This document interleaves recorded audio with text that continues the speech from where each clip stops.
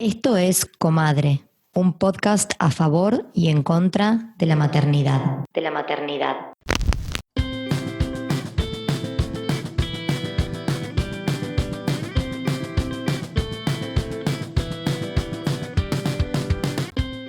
En este episodio vamos a hablar de maternidad y literatura. Maternidad y literatura.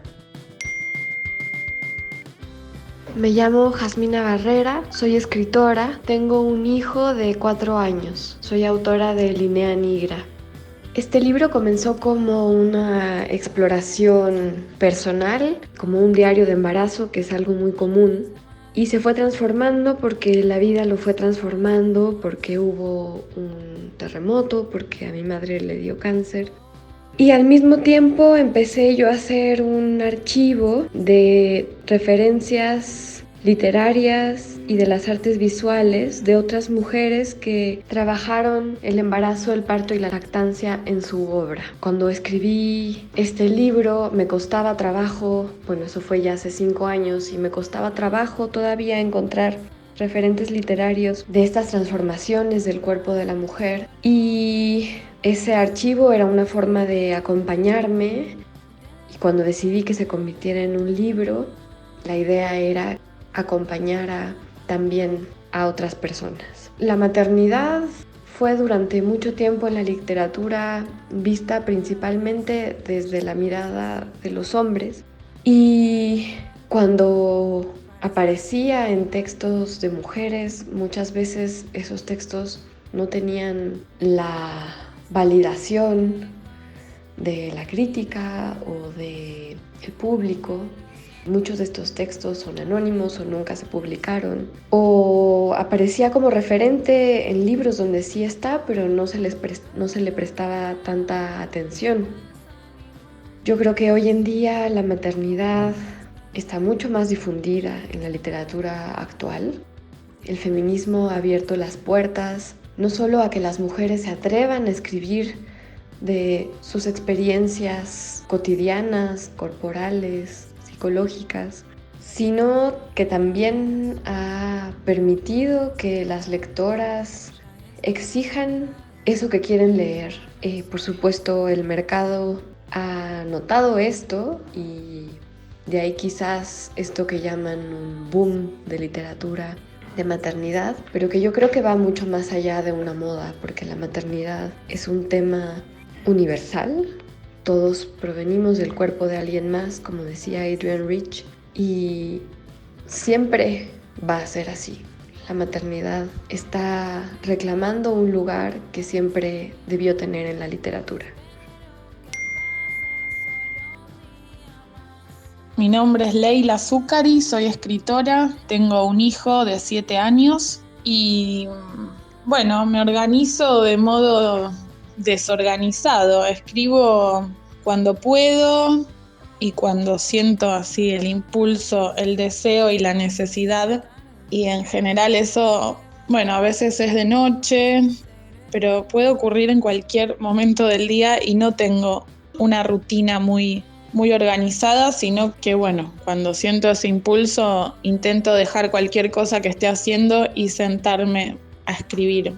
Y bueno, la maternidad a mí me abrió un montón la percepción, mi propia interioridad, como fue para un momento de mucha apertura a todo nivel, ser madre, tener un hijo.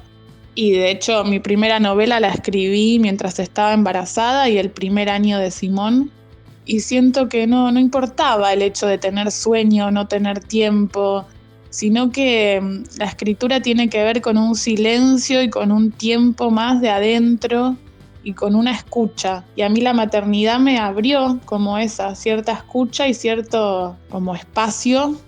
Y bueno, escribía mientras se dormía, y capaz eran 15 minutos y me iba taca corriendo a aprovechar esos 15 minutos. Y bueno, ahora va a la escuela y mientras está en la escuela, o a veces mientras mira una película, o mientras está dando un baño en la bañadera. O sea, los momentos se van acomodando, pero sí siento que a mí la maternidad me favoreció incluso en relación a la escritura, porque me fue como un alumbrar un montón de zonas que estaban ahí en tinieblas.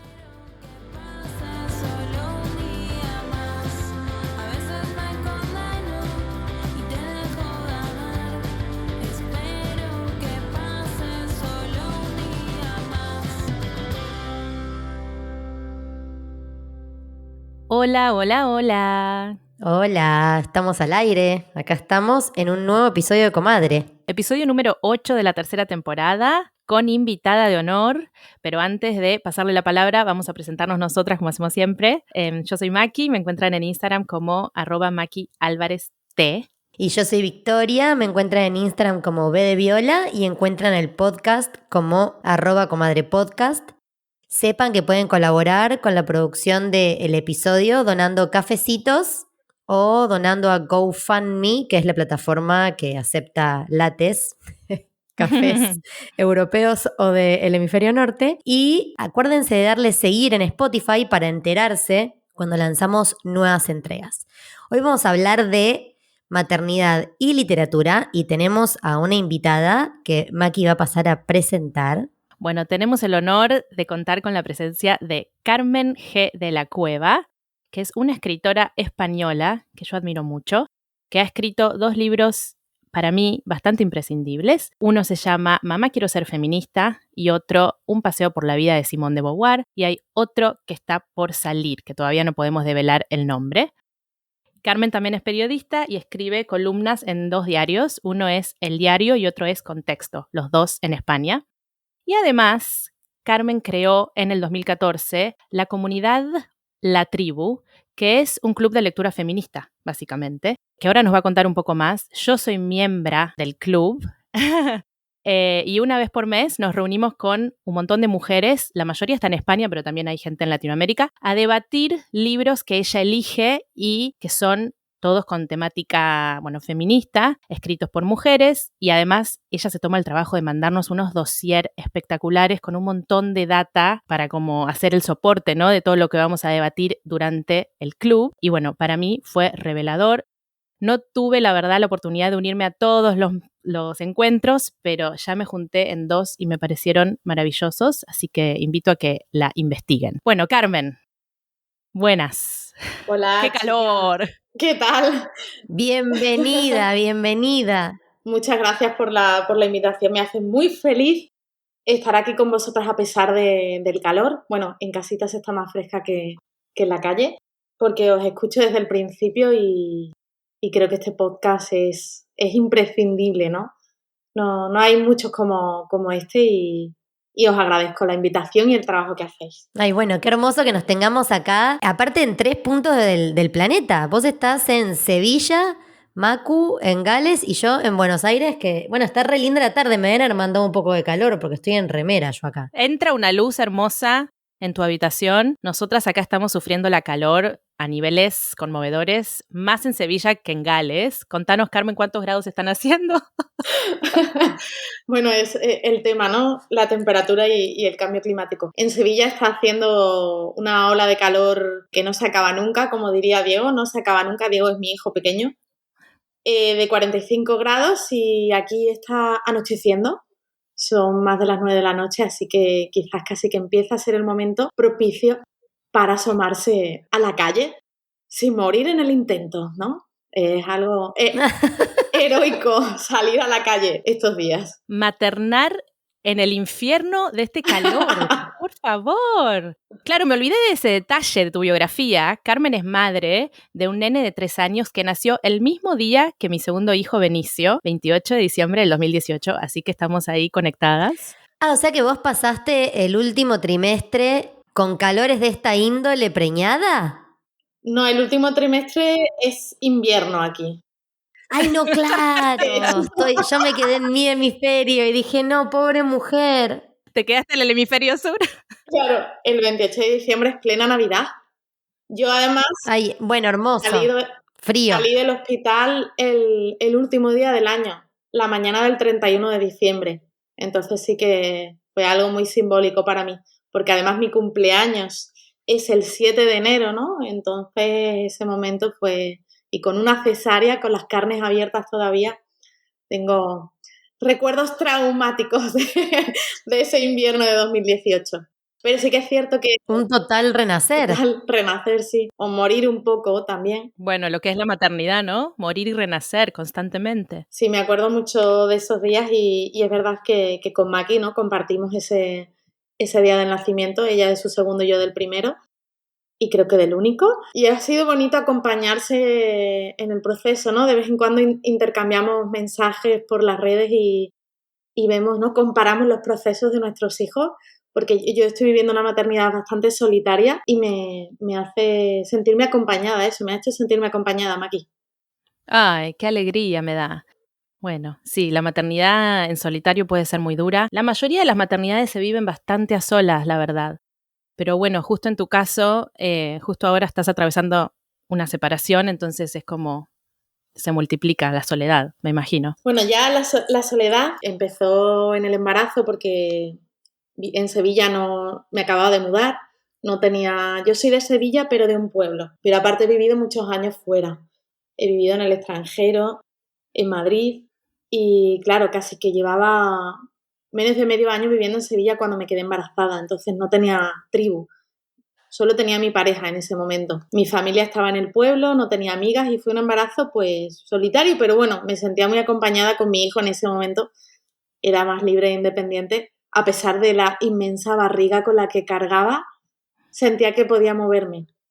Pero claro, al nacer, de repente sí que viví un puerperio largo y muy solitario y hace medio año que me separé, después de estar 12 años con esta persona y con un niño que entonces tenía 2 años y sí que ha sido y sigue siendo bastante solitaria la crianza. En la ciudad estoy sola, no tengo ninguna amiga madre con la que compartir y eso a veces se me antoja difícil, ¿no?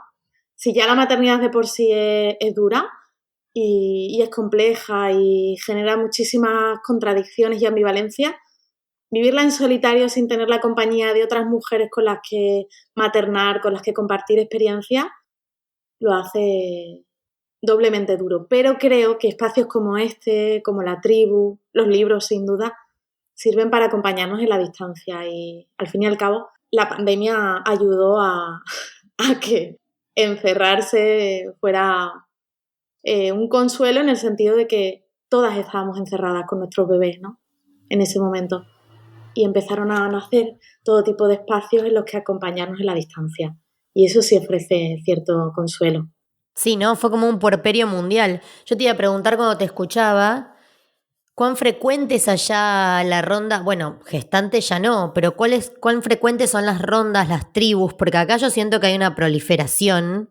O sea, bueno, también tenemos un algoritmo con Comadre que recomienda muchas cosas, pero yo veo que acá todo el tiempo se están gestando talleres para madres y niños, desde yoga acompañada de tus niñes. Bueno, ya Diego es más grande, pero ¿es algo factible hacer eso, una ronda presencial en Sevilla o no es algo común como pasa en Argentina?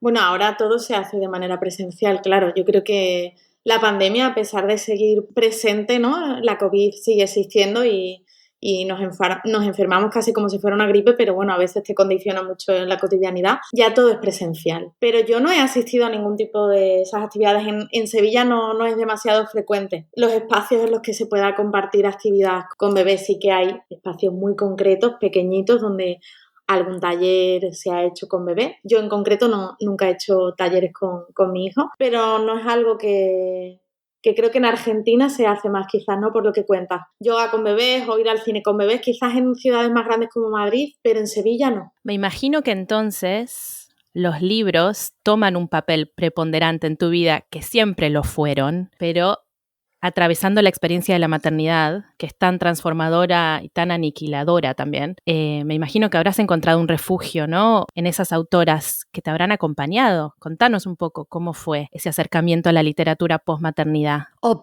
capaz empezó embarazada, no sé. Sí, Mucho antes. contanos todo el recorrido. Mirad, estaba repasando precisamente los libros que yo considero esenciales, ¿no? En mi formación como escritora y madre, y desde luego los leí antes de quedarme embarazada, pero antes incluso de decidir si quería ser madre.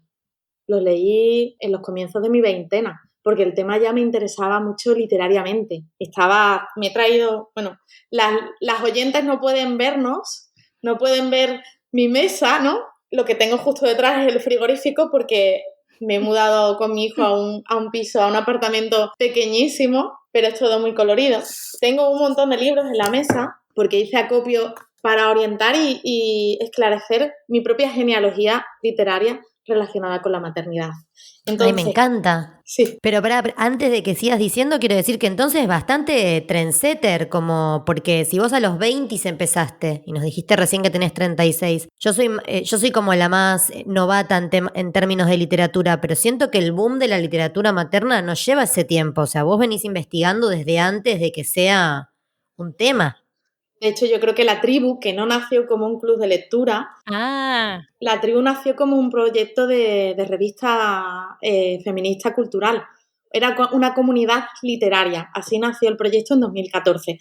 A partir de 2016 se comenzaron a hacer talleres de lectura, clubes de lectura presenciales. El club de lectura online, en el que tú estás, empezó el año pasado, post pandemia. La Tribu era una revista con publicaciones y la maternidad tenía un lugar bastante central. Llegamos a publicar diarios de madres escritoras inéditos, ¿no? Como si Maki dijera, yo le propusiera, yo he hecho mucho de editora, aparte de tener una editorial, ya no la tengo, pero la tuve durante un tiempo, donde también publiqué un libro sobre la maternidad que se llama Nadie me dijo, Nobody Told Me, de Holly McNeice, que creo que Maki lo conoce, lo tengo aquí físicamente, yo lo edité en la editorial. Lo que hacíamos era, yo hacía, La Tribu siempre hablo en plural, pero en realidad era yo sola. Aquí lo tengo en inglés. Y yo lo tengo en la biblioteca, mirá. No lo traje, lo tengo abajo, pero lo tengo también. Esencial. Pues lo edité estando embarazada sin saberlo. Wow. Sí. Wow. Para las oyentes, Holly McNeice es una autora de nuestra generación, nacida en los 80 en Reino Unido, y hace unos años publicó un libro, mitad diario, mitad poesía spoken word, que narra su experiencia desde que se quedó embarazada hasta que su hija comienza a ir a la escuelita a los 3 años. Eso es algo que no existía hasta que Holly McNeice lo escribió. Entonces, una escritura muy visceral, experimental también, en el sentido de que camina sobre las aguas, ¿no? Porque hasta entonces había muy pocos libros publicados y traducidos sobre la maternidad. Así que yo creo que este libro marcó un pequeño hito, y cuando lo estaba terminando de corregir y editar, yo ya estaba embarazada, pero tardaría como 3 semanas más en saber que lo estaba, claro. Y yo sentía que había algo extraño, no sé, hasta el cuerpo lo sentía extraño los pechos, era una cosa muy rara, pero claro, en ese momento pensaba que era una cosa de empatía, ¿no? Decía, siento tanta empatía hacia Holly McNeice y sus procesos, porque el libro, si tú lo conoces, Maki, y bueno, Vicky también, es realmente hermoso, ¿no? Contiene fragmentos muy hermosos, pues decía, esto es una empatía brutal. Pero no, es que mi cuerpo ya me estaba avisando de lo que yo a nivel consciente todavía, claro, no sabía. ¡Qué loco! ¡Qué fuerte! No sabía que lo habías editado en español. Sabía que el libro existía en español, pero no sabía que había sido vos. Sí. Mirá. Una pionera yo la amo. total. De hecho, sí, la vi hace 4 días presentando su segundo libro. Le pedí que me lo firmara, le agradecí por humanizar a las madres, porque para mí también es un referente. Ella vino a traer un montón de luz, ¿no? Porque hay otras escritoras que han hablado con tanta visceralidad, pero no están traducidas al español.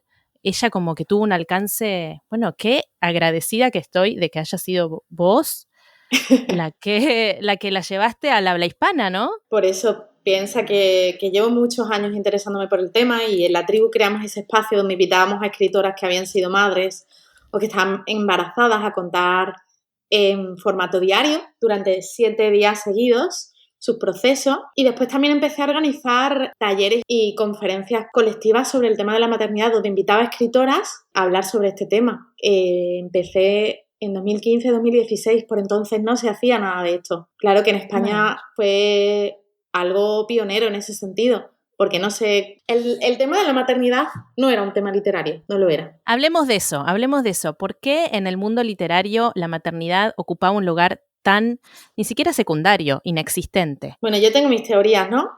Sobre todo teorías lectoras. Evidentemente, todo lo que tenga que ver con la vida de las mujeres ha ocupado un lugar marginal en la historia de la literatura, porque la historia de la literatura la han escrito los hombres, los críticos han sido hombres, las publicaciones y las editoriales han estado dirigidas por hombres, y al fin y al cabo hablar de algo tan pequeño como un cuerpo de mujer, ¿no?, que sangra, que duele, o ocuparse de las pequeñas tareas cotidianas de cuidados. Vosotras sabéis, los cuidados ni siquiera hace 3 años eran un tema que estuvieran en la conversación pública. Hace nada, ni siquiera a finales, ¿no? A 2019-2020 empezó un poco el tema a ponerse en el centro. Entonces tiene mucho sentido. No solo es que el tema de la maternidad haya estado ignorado, sino que la escritura de las mujeres ha vivido muy marginalmente. Yo utilizo una metáfora que es como muy, muy gráfica, por lo menos a mí me lo parece.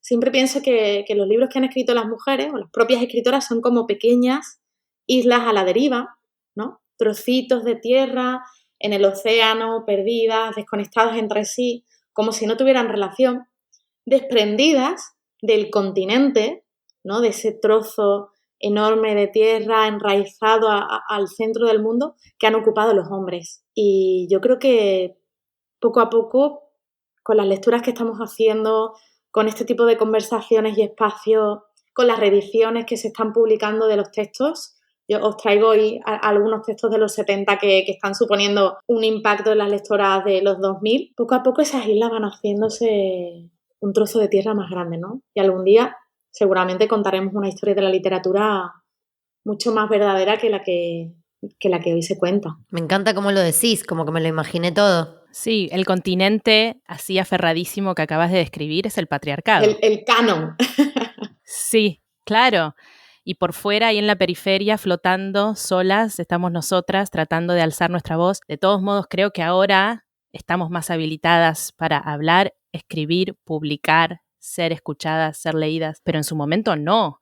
¿Cuántos libros sobre maternidades había en los 70? 2. Igual yo desde un punto de vista más espectadora, yo hago un taller de escritura quincenal, que es como una clínica de obra. Me doy cuenta que todavía hay un prurito, por ejemplo, con la literatura del yo, que siento que está más poblada por mujeres, y ustedes me dirán si lo saben, siento que los varones todavía tienen sus reparos a la hora de leer a mujeres. Para mí sí.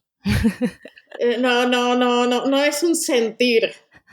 Está totalmente demostrado. Bueno, en Inglaterra hace poco se publicó un libro que se llama The Authority Gap, ¿no? El vacío de autoridad, de una investigadora británica que encargó a la empresa Nielsen un estudio para demostrar que los libros escritos por mujeres son leídos mayoritariamente por mujeres y los libros escritos por hombres también son leídos mayoritariamente por mujeres. O sea que al final los hombres leen a hombres sobre todo o a escritoras como excepciones, ¿no? También tenemos el caso de Karl Ove Knausgaard, por ejemplo. No sé si lo conocéis o las lectoras lo conocen. A mí me gusta mucho. Es un escritor nórdico que publicó una autobiografía de 3.000 páginas que se llamaba como la biografía de Hitler, ¿no? Sí. Mi lucha. Y a mí esa palabra me encanta, la palabra lucha.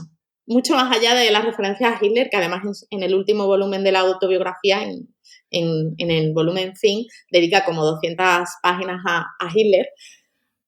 Mi madre siempre describía la crianza y las dificultades para encajar su trabajo con los hijos como la lucha. Siempre decía, es que la lucha que tienen las mujeres y Knausgaard se apropia de ese concepto porque realmente sus libros van sobre lo pequeño, lo cotidiano, sobre eso, acerca de lo que han estado escribiendo las mujeres toda la vida. Pero de repente es un hombre, un autor, además muy masculino, físicamente atractivo, el que lo pone en el centro.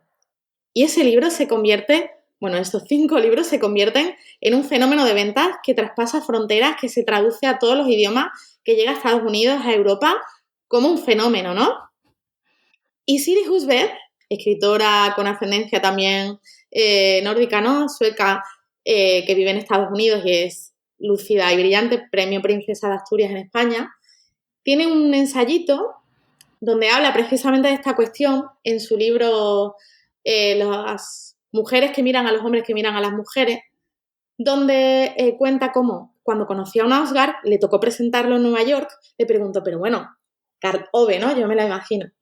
¿Por qué, a pesar de que tu escritura, digamos que cumple los parámetros de la escritura femenina, cuando tú hablas, nunca nombras como influencia y como referencia la obra de una mujer? Y él le dijo, porque mi obra se ve a través de los ojos de los hombres. La lectura que una mujer tenga que hacer sobre mi obra no me interesa. ¡Ay, Dios! ¿Le pegamos una piña, Carl? Como que ahora no me dan ganas de leerlo. Sí, yo sabía esto y se me cayó tanto que no me animé a entrarle a sus libros, y eso que había escuchado muy buenas críticas, pero cuando leí este ensayo de Siri Houffet dije, ay, no sé si quiero leerlo. Sí, querés. Además os va a resultar súper potente para el podcast de Comadre y para tu podcast sobre el amor, Vicky, también porque es un autor, al final explora las nuevas masculinidades, Knausgaard. Realmente es un tío muy sensible, un poco quejica, ¿no? El volumen en concreto, el segundo, que es Un hombre enamorado, es brutal, porque cuenta su relación de pareja y su paternidad, pero no como el padre que observa, sino como el padre que cuida a diario y se detiene en esos detalles a los que a las mujeres nunca nos han dejado detenernos, como puede ser poner un bol de cereales en una mesa cada mañana y que el hijo lo tire y tener que limpiar con una bayeta la leche derramada sobre la mesa y la frustración que provoca hacer eso cada mañana, como Sísifo levantaba la piedra cada día, ¿no? Y volvía a caerse, ¿no? Esa tarea infinita que implica ser padre, madre hoy en día y bueno, y siempre, pero que ahora se escribe. Y bueno, pero es al fin y al cabo lo que decían tanto el invitado de Masculinidades Cis de Comadre como el invitado que tuve en el otro podcast, que es como los hombres terminan escuchando más a los hombres. Es una desgracia, pero es así.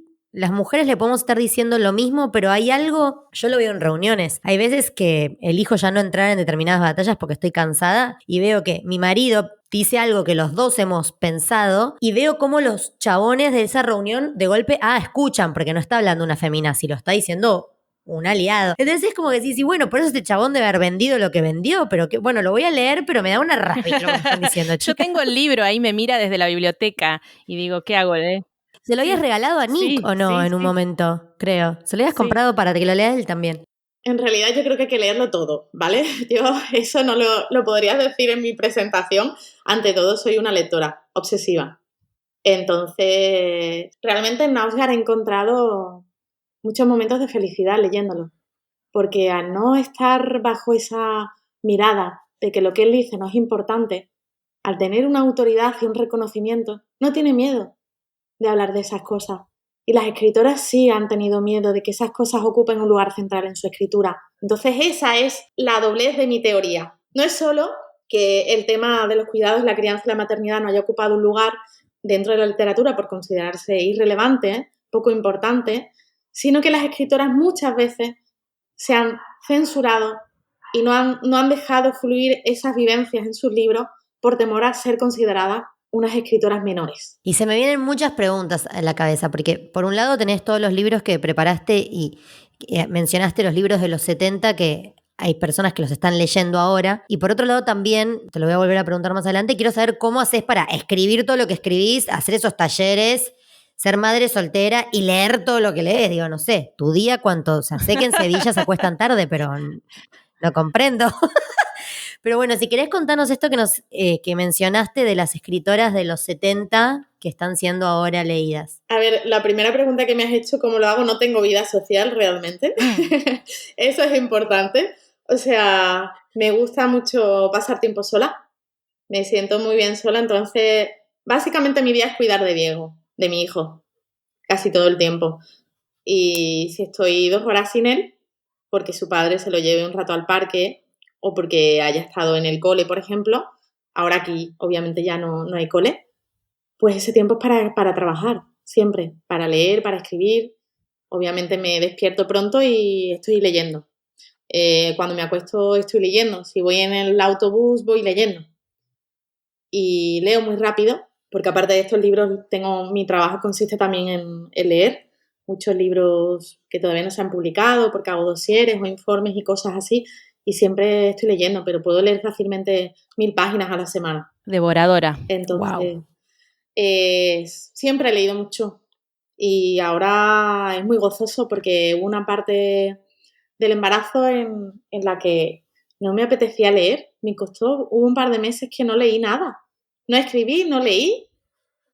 Realmente era algo feliz porque a veces como lectora sí que siento cierta ansiedad porque quiero leer mucho y quiero leerlo todo, pero me costó reengancharme con la lectura estando embarazada. Fijaros que lo conseguí con conversaciones entre amigos de Sally Rooney. De repente, leer ese libro fue como recuperar el amor y ya no dejé, ¿no?, de leer. Y el puerperio fue un periodo muy rico de lectura porque yo daba la teta, de hecho, yo sigo dándole el pecho a mi hijo y con un Kindle en la mano, solo con una mano, claro, porque la otra tenía que sostenerlo. Nausgard, por ejemplo, los últimos volúmenes me los leí en el Kindle. El último recuerdo perfectamente haberme leído de madrugada. Claro, imaginaros esas tomas infinitas a las 3 de la mañana en las que ya no te puedes dormir, pues leía. Hay muchas mujeres que igual lo que hacen es scrollear Instagram, ¿no? Cuando están dando la teta o en esos momentos. A mí me pasa como vos, que soy muy lectora y el puerperio fue un momento de mucha lectura porque encontraba las siestas de mi hijo súper inspiradoras. Yo estuve, creo que fueron 8 o 9 meses solamente ocupándome de él, criándolo. Entonces, claro, tenía como todo pautado. Si hay algo que me trajo la maternidad fue como la reconfiguración del tiempo. Me pude organizar para leer lo que quería leer, para trabajar. Después cuando volví, obviamente el tiempo se me hizo más acotado para leer porque tenía que ir a la oficina y eso. Pero me acuerdo que en el puerperio leí un montón. En el embarazo lo que me pasó, y les comparto esto porque va relacionado con lo que hablábamos antes, con mi primer hijo, en el embarazo leí el libro 2666 de Bolaño, que es un libro grueso. Y ahora, como repensando esa época, digo, qué poco conectada estaba yo con lo que se me venía encima, con el parto, la maternidad, yo leyendo a Bolaño. Nada que ver, todos mis respetos, ¿no?, a su obra, pero totalmente desconectada, no conocía a todas estas autoras, que después me pasó, habiendo vivido el primer año de maternidad, que se me despertó ese interés y me di cuenta que ahí afuera estaba no lleno, pero que había bastantes autoras hablando de este tema y ahí empecé a consumir desenfrenadamente. Yo ahora la estoy leyendo a Gabriela Wiener, sí. ¿se pronuncia? Bueno, y ella cuenta que durante el embarazo, los primeros 3 meses, no podía hacer nada. Repinta mi primer trimestre florentino. Yo no podía, o sea, si veía televisión era algo súper light, no podía leer y nunca pude leer ni el celular dándole de mamar porque desde muy chiquito siempre fue muy como eléctrico y demandante de atención y me pateaba con los piecitos el brazo con el que tenía cualquier cosa sujeta que no sea él para que la suelte, pero desde los 2 meses. Yo me acuerdo de estar en rondas de crianza queriendo que en algún momento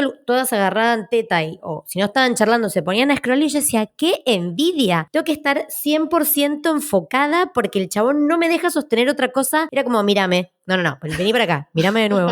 Así que yo... puerperio no leí nada, me acuerdo que veía charlas TED porque decía, se me va a necrosar el cerebro. O sea, no leo, no hago nada. Hacías todo. Bueno, las experiencias, ¿no? Hacía todo en realidad, pero esa idea que una tiene de no estoy sí, produciendo. que nos pasa a todas, pero estabas haciendo todo. Yo creo que el puerperio, si de verdad nos enseñaran a ponernos en el centro, no solo a la criatura, sino a nosotras en ese momento, es un momento idóneo para parar. De verdad, yo paré definitivamente, leía, no me sentía nada culpable porque al fin y al cabo bastante era que estaba alimentando un ser vivo. Entonces leer era gozar porque claro, no era solo dar el pecho. Mi hijo no me pateaba la mano, pero no lo podía soltar. Si lo soltaba se despertaba. Entonces no era darle la teta un rato, se dormía y no. Era estar con él 4 horas. Menos mal que pudiste leer. Entonces, ¿qué haces? 4 o 5 horas cada día, varias veces al día, todo el día. durante meses, pues leer, pero o sea, lo recuerdo como algo, o sea, eso feliz. Lo que me frustraba y me creaba conflicto era que no podía escribir y mi entorno. Empecé a conflictuar muy pronto con mi pareja en ese momento, porque sentía que además de lo que estaba haciendo tenía que ocuparme de otras cosas, de la casa. Y de verdad que desde que me he separado me he liberado mucho. Mi mente, de repente, ha soltado un lastre. Estoy Ay, qué mucho más bueno. centrada y al fin y al cabo siento que es más fácil criar a un hijo sola porque antes sentía que tenía 2 hijos. Claro. Sí, Y tenía que lo escucho y lo veo seguido. tenía que ocuparme de muchas cosas, ahora también, pero al fin y al cabo, aunque implique estar sola mucha más responsabilidad, también sé que es más libre, porque solo tengo que discutir conmigo misma, y conmigo misma discuto muy poco porque tengo las cosas claras. Entonces todo sucede de una manera mucho más natural también. Aún así, volviendo a la segunda pregunta, la de los libros de los 70, bueno, yo tengo un libro que para mí es la Biblia y que lo conocí, como os decía, no sé, sería 2008 o por ahí, que es Maternidad y Creación, una antología, en inglés se llama Mother Readings, creo, de Moira David, que es una fotógrafa a la que le pasó lo que nos ha pasado a muchas, aunque cada vez menos, ¿no?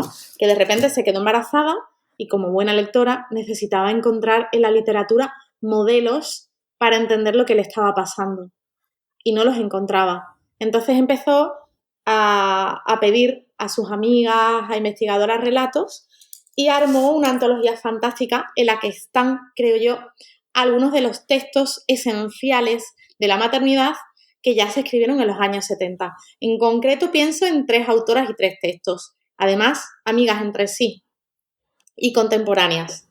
Os he traído los libros originales editados en España, aunque se editaron, como os digo, en los 70 en Estados Unidos. La primera de todas ellas que empezó a hablar un poco sobre el tema fue Tilly Olsen en sus conferencias en el 68. Tilly Olsen publicó un libro que se llamó Silence, que se acaba de editar en España este año, hace apenas 2 meses. Este año y fue escrito en el 68. Tiene conferencias desde el 68 hasta el 75, Ya. pero se ha publicado en 2022. Yo no leí Silencios, pero leí Dime una adivinanza, que es previo a ese libro, en el que relata su maternidad, ¿no? De alguna manera, en alguno de sus relatos. Sí, claro, esos son relatos muy interesantes, se publicaron antes, pero también me parece importante que hagamos referencia a obras que tratan el tema desde una aproximación más quizás teórica o académica, ¿no? Poniendo conceptos sobre la mesa para entender la experiencia. Entonces, Tilly Olsen está ahí. Luego, la maestra y la madre, creo, de la maternidad contemporánea, la mayor crítica y feminista fue Adrienne Rich, que publicó Nacemos de Mujer en 1971. Of Woman Born se llamó, y que se tradujo en España, creo que en los 90, en una edición de cátedra, que ha estado descatalogada años. El libro era inencontrable. Aquí ha habido décadas en las que no se ha hablado de la maternidad para nada. Y no había absolutamente ningún libro para abordarla desde el espacio literario. Entonces se reeditó y aquí lo tenemos completo, a pesar de que en Maternidad y Creación hay fragmentos de Tilly Olsen, de Silencio, hay fragmentos de Nacemos de Mujer, de Adrienne Rich, y hay fragmentos de una maravillosa novela autobiográfica que creo que, si no es la mejor, está en el top 5, que es El nudo materno de Mother Knot, de Jay Lazarre, también de 1971. O sea que tenemos a estas 3 mujeres, Tilly Olsen, Adrienne Rich y Jay Lazarre, que en los finales de los 60, principios de los 70, que fue además una ola feminista en Estados Unidos muy potente, viviendo sus propias maternidades, enfrentándose a cuestiones a las que todavía 50 años después nos enfrentamos nosotras, y lo dejaron por escrito. Entonces yo creo que antes, o sea, obviamente hay que leer lo que se publica ahora, soy gran fan de las novedades, pero también hay que hacer ese ejercicio de genealogía y empezar a encontrar los hilos que unan esas islas a la deriva. Porque antes de las autoras de ahora, escribieron ellas. Y todas estamos conectadas, volviendo una y otra vez sobre la misma experiencia, que por culpa del canon y de la historia misógina de la literatura, pues ha sido, como decía Rich, ocultada y fragmentada, ¿no? Pero ¿sabes qué es además lo más terrible, Carmen? Que muchos de estos libros que vos decís recién se editan en España, en Argentina no se pueden conseguir directamente, porque yo me acuerdo que cuando hice el taller El silencio de las madres con Barbie Duo y Nati Romero, había libros que me los quería comprar y no se podían conseguir en la Argentina. Yo tenía que alguien que venga de Europa, que aparte no son tan fáciles de conseguir tampoco allá, en España. Debe ser alguna amiga mía que vive en Madrid, copate y anda a una librería que es tal. Y digo, ¿cómo puede ser? Bueno, esto sucede también con libros que tenéis en Argentina, que hay algunas muy buenas escritoras madres armando, ¿no?, sus propios relatos que también tardan millones de años. Bárbara, de la que acabas de hablar tú, me ha proporcionado, no, hemos compartido muchos libros.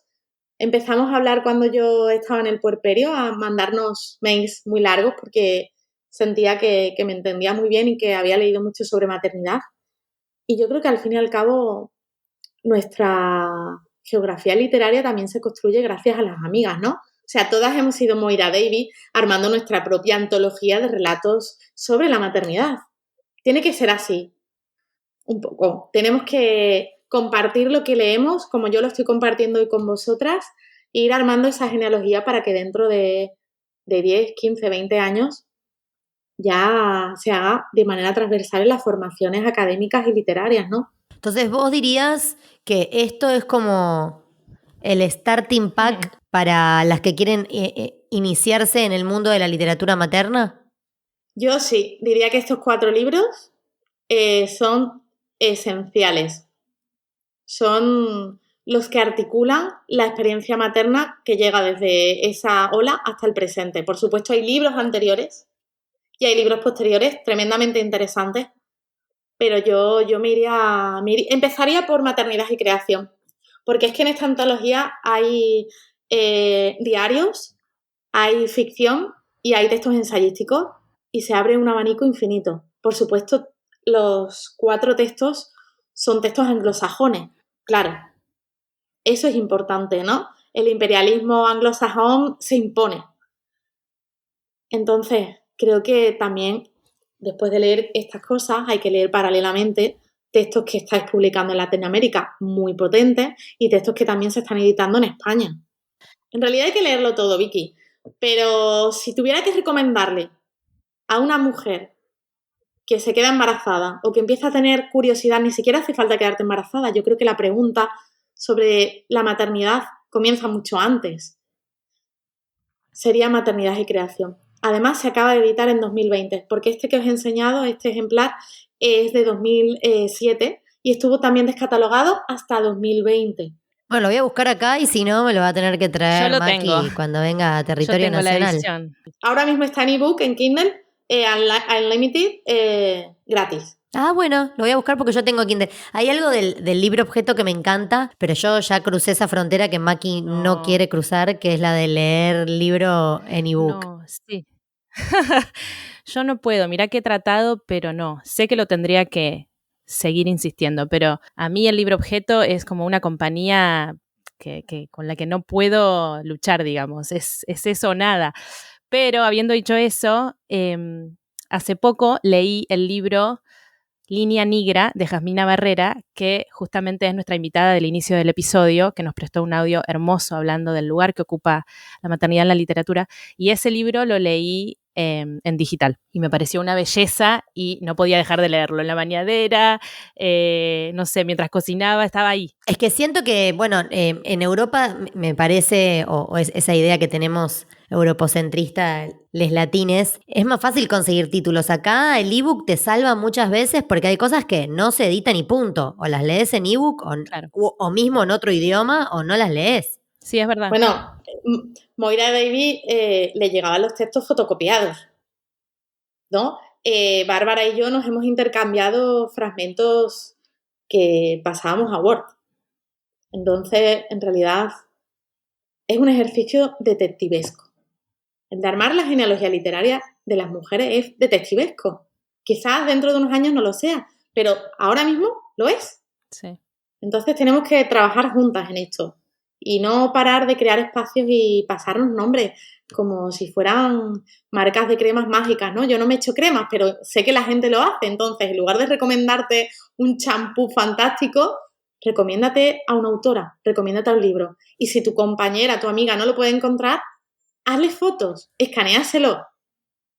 Mándale un paquete, entiendo que hacia Argentina es mucho más difícil. Además que allí tenéis unos impuestos de entrada de los libros demenciales, claro. Bueno, una de las cosas que se me viene a la mente, que es en formato digital y que creo que todas nuestras oyentes conocen, es una revista digital que se llama El Cielo del Mes, que está coordinada por Marina Herzberg y Noé Vera, que son 2 poetas argentinas, y ahí circula mucha literatura posmoderna, pero bueno, literatura afín con el tema de la maternidad, muy sensible, y además recomiendan un montón de cosas relacionadas a esto. Podcasts, sí. Hermoso. Sí. Sus relatos de parto a mí me acompañaron en la bañadera en trabajo de parto de Floro, cuando todavía podía leer, ¿no? Antes de que se te borre la Sí. sonrisa. Bueno, no está tan mal la comunidad porque lanzamos encuestas y entre los libros que rankearon estaba El nudo materno, y después mencionaron algo más contemporáneo y más de tinte feminista, que es Mamá desobediente de Esther Vivas, que no sé si sería, o sea, es literatura, ¿cómo se clasifica? Lo traigo aquí porque traía como una clasificación entre ensayos para hacer una genealogía Eso. del ensayo que sitúa no solo la maternidad, sino los cuidados en el centro del debate político. Yo tengo mi propia genealogía, que os la traigo aquí. Creo que empezaría con ¿Dónde está mi tribu?, de Carolina del Olmo. Sí. ¿Vale? Es un libro que se publicó en 2013. Este sería como el primero que reflexiona sobre la importancia de los cuidados y de resignificar la experiencia materna. Después estaría Esther Vivas, con Mamá desobediente, que además sé que este sí ha llegado hasta el otro lado del océano y se ha leído bastante, pero igualmente es un libro bastante actual porque es de 2019, o sea que en realidad solo tiene 3 años, y este de 2013, Carolina del Olmo. Y luego, 2 referencias que para mí son primordiales, no solo en lo literario, sino en lo vivencial que tiene que ver con el cuerpo. Ivone Olza, que es una psiquiatra perinatal española, que tiene un libro que se llama Parir, donde escribe una historia empoderante del parto. Yo leí este libro cuando estaba embarazada y de repente ya no sentía miedo. Pensaba que mi cuerpo era algo tremendamente poderoso y que dar a luz era un ejercicio de fuerza. Y hasta entonces el parto era un relato de terror, que además se te tenía que olvidar si querías volver a ser madre, porque si no, imagínate, ¿no? Pues este libro, además da talleres tremendamente interesantes, es de 2017.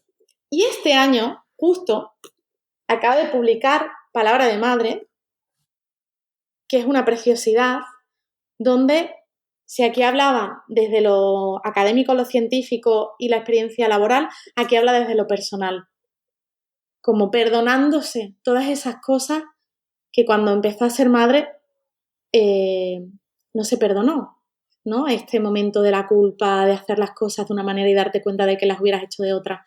Es una escritura muy hermosa.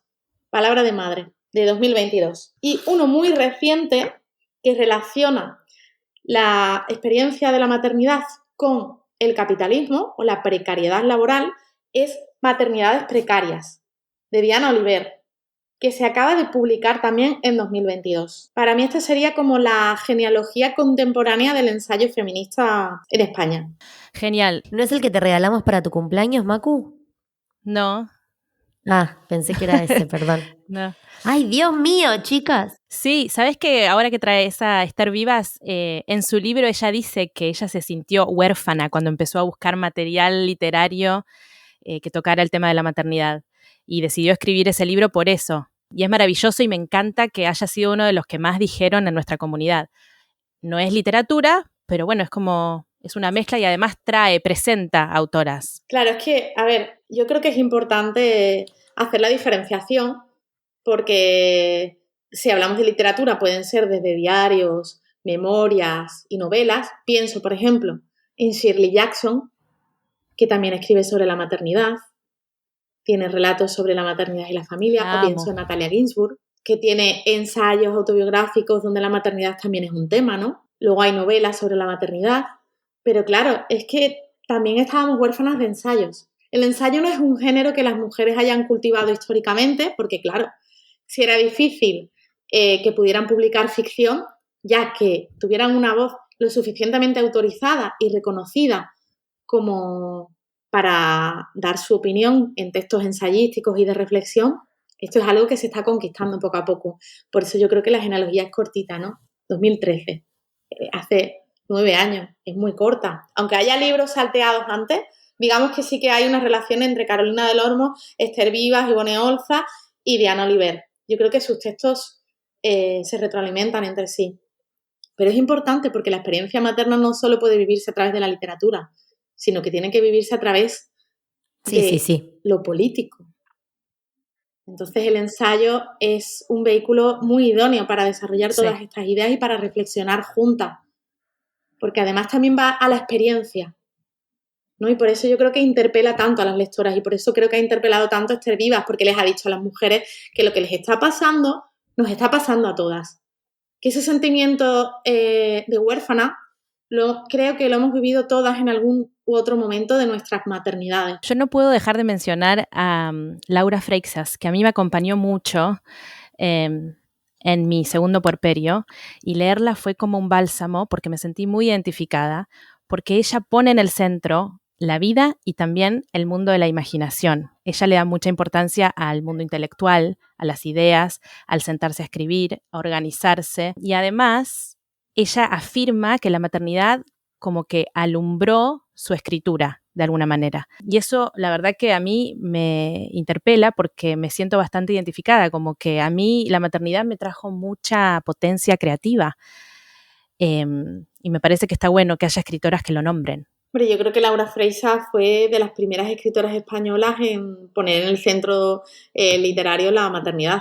Tiene su recopilación de artículos que se llama El silencio de las madres, que es el título del taller de Bárbara, ¿no? Por eso se llama así, por el libro de Freixas. Luego tiene un pequeño ensayo que se publicó en prensa donde daba muchas referencias y ella trata mucho este tema. Y aparte, en su escritura diarística y autobiográfica, la maternidad, claro, es un tema. Lo que pasa es que Laura no tiene un ensayo concreto sobre esto o solo una novela, ¿no? Pero sí ella, aparte con su trabajo en clásicas y modernas, ha reivindicado también mucho el papel de las mujeres en la cultura, ¿no? Y la necesidad de encontrar un equilibrio. En ese sentido, creo que Laura Freixas también tiene relación con Carme Riera, por ejemplo. Este es el único diario, hasta hace poco que han empezado a publicarse algunos más, que yo encontré sobre la maternidad. Es un diario del embarazo, por ejemplo, por eso se llama Tiempo de espera, de Carme Riera. Es del 98 wow. Y está descatalogado desde entonces, básicamente. Pero habla también de lo que tú comentas, Maki, que yo estoy en sintonía con esa idea de cómo la maternidad puede darte muchísima potencia creativa. A mí me pasó, la verdad. Y no puedo dejar de relacionarlo con una historia estremecedora que es la de Mary Shelley, la escritora de Frankenstein, que me parece que está bueno traerla porque ella escribe Frankenstein embarazada de su segundo hijo o tercer hijo. O sea, ella ya había vivido un parto y un nacimiento y la muerte de un hijo. Y estando embarazada es que escribe Frankenstein, ¿verdad? ¿No me equivoco? Y es como que ese relato de terror siento que está vinculado con sus experiencias previas en relación a la maternidad y me parece brutal que haya creado este monstruo que se haya convertido en uno de los emblemas de la literatura. De hecho, también para ella imagino que sería bastante importante que su madre muriera poco después de dar la luz, ¿no? Sí, sabía. O sea, Mary, ¿cómo se llama la madre? Mary Wollstonecraft. Wollstonecraft. Bueno, una de las pioneras del feminismo inglés, bastante importante, que también escribió libros muy interesantes como La educación de las hijas, donde reflexionaba ya sobre cuestiones feministas, ¿no? Hay un libro muy chulo que no sé si habrá llegado a Argentina, está publicado en la editorial Circe, que está especializada en biografías de mujeres, que es de una biógrafa inglesa, Linda Gordon, bueno, anglosajona, que se centra en la relación, no solo en el poco tiempo que vivieron juntas, sino en todas esas relaciones a través de los libros de Mary Wollstonecraft y Mary Shelley. Y es muy interesante ese libro, la historia de... Claro, a ver, estamos hablando de la maternidad desde el punto de vista de la madre, pero históricamente la maternidad se ha tratado desde el punto de vista de los hijos, ¿no? Si hiciéramos una genealogía literaria del hijo, la hija, como han hablado de la madre, sí que podríamos irnos mucho más atrás. Antes decías tú, Vicky, que las mujeres, las escritoras, trabajan más el tema del yo, pero históricamente las primeras escrituras autobiográficas, por lo menos en Europa, no sé, pienso en Rousseau, los primeros textos en los que está basada la escritura autobiográfica europea son de hombres. Mira. De hombres que se encerraban en torres.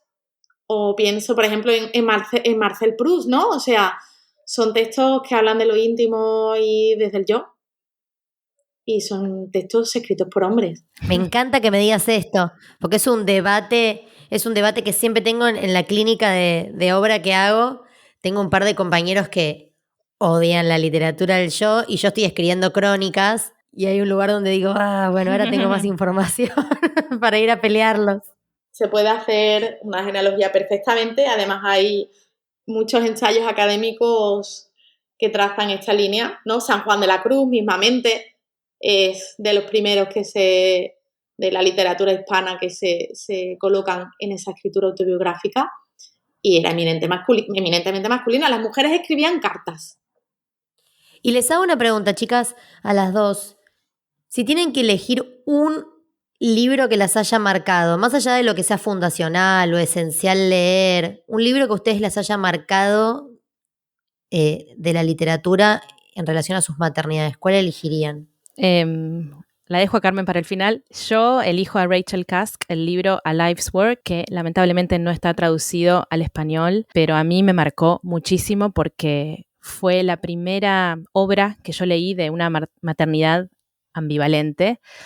Ella fue apaleadísima cuando publicó ese libro acá en Reino Unido en el año 2000, creo que fue. Ella lo que hace es poner en evidencia como los altibajos de la maternidad, y cuenta que para poder escribir esta novela autobiográfica, ella lo que hace es intercambiar los roles con su marido y cuando sus hijas son muy pequeñas, él deja de trabajar como abogado y ella se pone a escribir y como que la gente no entendía y se armó mucha polémica por eso, pero bueno, el libro está basado en su experiencia con el nacimiento de su segunda hija, o sea, ella estaba puérpera y a mí me pareció revelador, muy crudo, pero bastante esencial.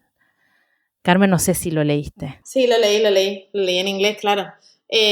Además, yo creo que hay un díptico entre Despojo y A Life's Work, ¿no? Porque hay cierta comunicación. Despojos es otro libro de Rachel Cusk que ese sí está traducido en español, está el libro del asteroide, que habla de la separación. Entonces yo creo que esos dos libros se podrían publicar juntos, porque trazan como la historia de la maternidad y tiene que ver también con la separación y por qué sucede, ¿no? Pero para mí, Rachel Cusk se me antoja a veces demasiado fría y analítica. Sí, es muy cerebral. Exacto. No me gustaron esos dos libros tanto, me parecen importantes y el que más me gusta de Cusk es Segunda Casa, que yo creo que también habla de la maternidad, pero de una maternidad mayor, con una hija mayor y otro momento de la vida y creo que, bueno, Rachel Cusk es una de las escritoras que más me gustan, pero para mí hay como dos... Bueno, es que es demasiado. Es una pregunta muy difícil. Es difícil. Porque no puedo elegir solo una, ¿vale?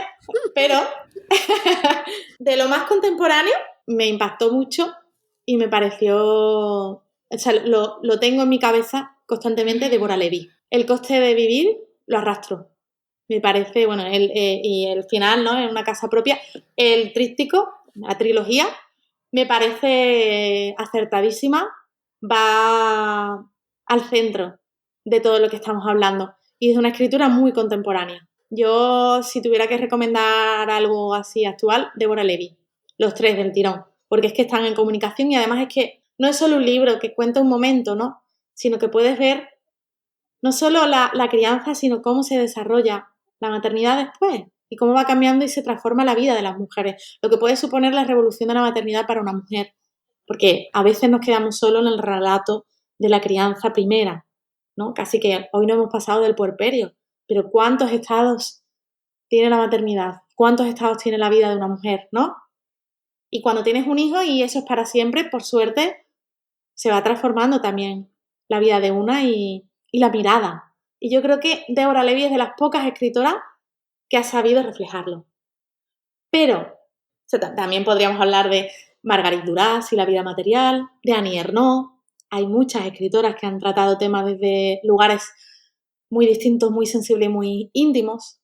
Pero para mí, encontrar en Maternidad y Creación fragmentos de los diarios de Adrienne Rich, donde hablaba de la ambivalencia. La primera vez que yo escuché hablar de la ambivalencia, o leí sobre la ambivalencia, que para mí es el sentimiento que más define la maternidad, fue Adrienne Rich. Fragmentos que están incluidos en Nacemos de Mujer, pero que yo leí primero en la antología de Maternidad y Creación. Cuando ella habla de que el estado de una madre existe entre la cólera y la ternura. A mí eso me pareció de una lucidez que cada vez que vivo esos momentos, ¿no? O sea, pensadlo, vosotras que también tenemos hijos de la misma edad, además, pequeños todavía. La ternura, ¿no? Cómo se vive tan apasionadamente el amor hacia los hijos y cómo se despierta a veces lo más visceral de nosotras cuando sentimos que estamos en un cuerpo y en un espacio tan pequeño que nos incomoda, ¿no? La cólera. Cómo los hijos a veces despiertan ese sentimiento. Todas mis mañanas. La primera vez que yo lo leí y lo entendí también a mi propia madre, porque yo entonces no era madre, fue en Adrienne Rich. Qué hermoso igual haberlo agarrado así, porque yo agarré este tipo de literatura ya siendo madre, bueno, también de la mano de comadre. Yo como todas no todas, no podemos generalizar, pero como muchas mujeres pensaba que la maternidad era pañales y crianza, y era como, oh, Dios. La realidad es que tampoco tenía en mi entorno mujeres que vivan su maternidad de una manera intelectual y feminista. Eran muy pocas mis amigas que eran mamás y que lo vivían así. Nada que ver, pero a mí, que tengo 1/10 de la lectura que tienen ustedes encima, un libro que me tocó mucho en relación a la maternidad, pero de vuelta a la maternidad vista desde los hijes, fue Nada se opone a la noche. Es, desde que soy madre, el libro que más me ha marcado. O sea, no lo puedo creer. Lo que yo sentí, tengo que visitar todos estos títulos que están compartiendo porque algunos los leí, pero la mayoría no. Pero a mí ese libro que me hace pensar, Carmen, en lo que decís de las etapas de la vida de una mujer, cuando se llega a la etapa de maternar a la madre, ¿no? Que es como el cierre, cuando también nos toca hacer de madres con quienes nos criaron, y ese libro a mí me destrozó. Me perturbó. Sí. Bueno, me destrozó. Del Cid de Vigan es maravillosa. Dios, por también. favor. Y es muy interesante lo que has dicho de maternar a la madre, porque también hay una genealogía literaria sobre eso. Yo creo que la primera podría ser Simone de Beauvoir, que escribió un libro, Una muerte muy dulce, sobre la enfermedad de la madre. Luego tendríamos a Annie Ernaux, que ha escrito lo menos 3 libros sobre este tema y que son, bueno, en la tradición francesa, de la que bebe Delphine de Vigan, obviamente. Delphine de Vigan creo que no se entendería sin Annie Ernaux. Es muy interesante porque no sé si a vosotras os pasó, pero yo desde que soy madre siento que la maternidad y la hijidad son un viaje de ida y vuelta. Ay, mal. 100%. He perdonado muchas cosas y otras las he analizado con mucha rigurosidad. Son otros los ojos.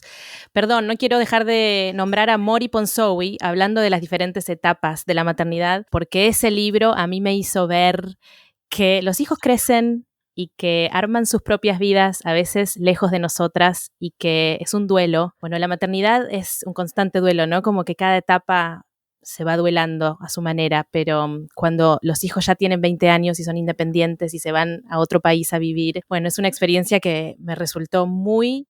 Ay, hermosa. Aparte ella, yo hice escritura con ella, vive a 10 cuadras de mi casa y es un ser celestial, Mori. Tiene mucha luz Oshakán, ¿no? Su libro, yo lo conocí gracias a... Bueno, lo conocí y Bárbara me lo trajo a España, por eso lo he leído, y creo que es de los pocos libros que hablan de esa maternidad, precisamente del hijo que vuela, ¿no? Al final, tú sabes que un hijo no te pertenece, y a asumir que la maternidad es una pérdida constante también es duro, ¿no? Porque esos años, no, tú te entregas, una madre se entrega, no hay otra manera, ¿no? Mejor o peor, te terminas entregando. Sí. Pero cuando el hijo empieza a volar solo, a tomar sus decisiones, se produce incluso la separación física. Eso tiene que ser un momento muy potente también literariamente, ¿no? Uf. Sí, por eso agradezco que de eso también se hable y que se publique. Ay, chicas, me quiero comer sus cerebros porque no voy a poder leer todo lo que leyeron. Entonces como que, no sé, quiero incorporarlo. Lo que lee Carmen me parece que va a ser imposible para la mayoría de los humanes. No lo puedo creer. Me quedaría tipo, tenés que hacer charlas TED, no sé, armarte tu propio podcast, Bueno. Carmen.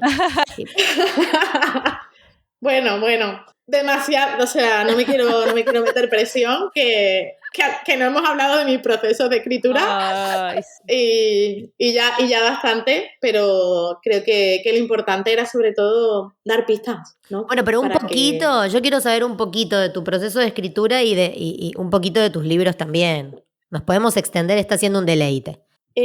Bueno, mis libros, como comentábamos aquí antes, tengo 2 libros publicados que además han llegado a Argentina y tengo muchas lectoras en Argentina porque recibo muchos mensajes y me encantaría algún día ir a Buenos Aires y a Rosario a encontrarme con ellas, ¿no? Porque, no sé, yo creo que lo más bonito de escribir es cuando se produce el encuentro con la otra, ¿no? Adrián Rich tiene un verso precioso que dice, podemos mirarnos las unas a las otras, ¿no? En estos versos.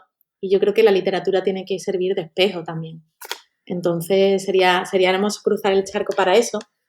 Mi primer libro lo publiqué en 2016, se llama Mamá quiero ser feminista.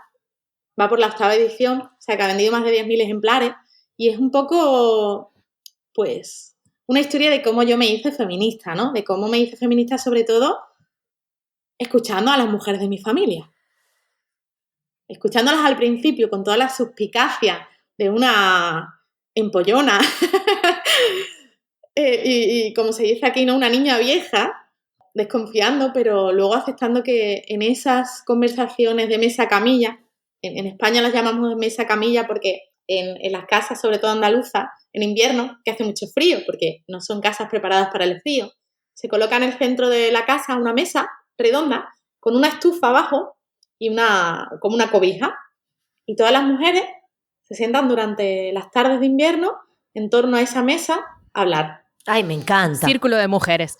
Claro, entonces como niña crecí en ese entorno de ver a mi abuela, a mis tías, a mi madre hablar y relacionarse de esa manera.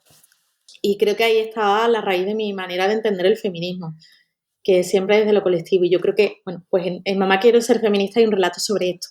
Pero también hay un relato de ese encuentro con las escritoras, como Simone de Beauvoir, Silvia Plath, de la que no hemos hablado, pero bueno, la maternidad en Silvia Plath hay que buscarla sobre todo en sus diarios y en sus cartas, pero... Es la señora que metió la cabeza en el horno, ¿no? Sí, pero no vayamos por ahí, Vicky. Rompamos el mito. Rompamos el mito de la suicida loca, porque pensad lo que tiene que ser tener 30 años, estar en Londres en el invierno más frío que se recuerda, con 2 niños, expatriada, exacto, porque era estadounidense. Acababa de separarse de Ted Hughes, tenía a una niña de 3 años y a un bebé, y no tenía dinero, ni una madre, ni una amiga, nada. O sea, imaginaros. No, terrible. Y eso está en sus cartas. Entonces, bueno, como no está esa parte de la maternidad, y Mamá quiero ser feminista, porque yo todavía no era madre, pero sí lo estará en un libro infinito que yo estoy escribiendo sobre la maternidad, que no es el que sale el año que viene, que algún día acabaré, ¿no? Que ese es como mi super proyecto. Y luego escribí un paseo por la vida de Simone de Beauvoir, que es una biografía, un acercamiento muy personal a la figura de Simone de Beauvoir, sobre todo desde sus textos autobiográficos, porque a mí me apasionan las vidas. Por eso lees. Claro, que por eso leo, es que es la única manera de conocer a fondo otras vidas de otras personas, pero también otras vidas posibles para una, ¿no?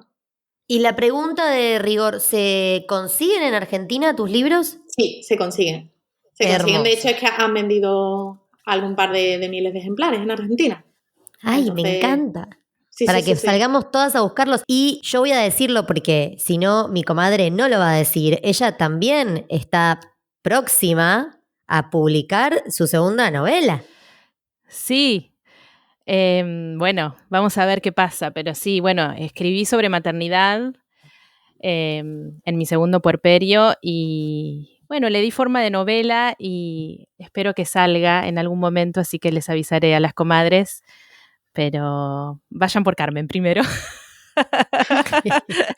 No, bueno, hay que leerme aquí. Yo ya lo sabes que estoy deseando leerte. No te he pedido el manuscrito porque, bueno, ¡Ay, qué linda!